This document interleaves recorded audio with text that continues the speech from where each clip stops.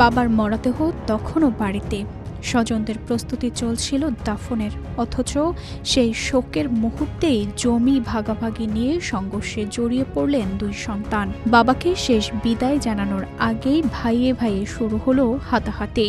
যশোরের কেশবপুরের শ্মশানগাছা গ্রামের এই ঘটনায় আহত হয়েছেন অন্তত দুই পক্ষের ৫ জন। সোমবার সকালে ৯০ বছর বয়সী আব্দুল খালেক মারা যান। বাবাকে পারিবারিক কবরস্থানে দাফনের জন্য বড় ছেলে মাহবুব কবর খুঁড়তে গেলে বাধা দেন ছোট ভাই আসাবুর।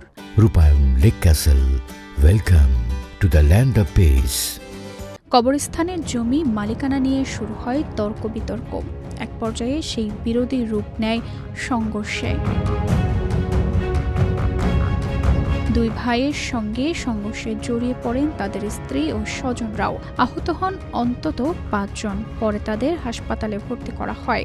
সবচেয়ে বেদনাদায়ক বিষয়, এই সংঘর্ষের কারণে অনিশ্চিত হয়ে পড়ে বাবার দাফনও।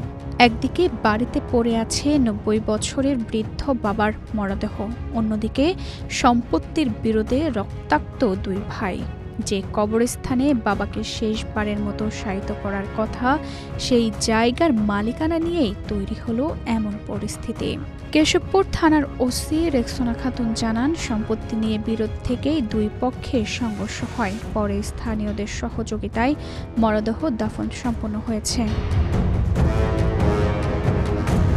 সম্পত্তির জন্য বিরোধ নতুন নয়, কিন্তু সেই বিরোধ যখন প্রিয়জনের শেষ বিদায়ের মুহূর্তেকেও ছাপিয়ে যায়, তখন প্রশ্ন ওঠে, সম্পত্তির কাছে কি হারিয়ে যাচ্ছে পারিবারিক সম্পর্কের মূল্য? একজন বাবা চলে গেলেন, কিন্তু তার শেষ বিদায়ের আগে দুই ভাইয়ের মধ্যে তৈরি হলো আরও গভীর এক দূরত্ব।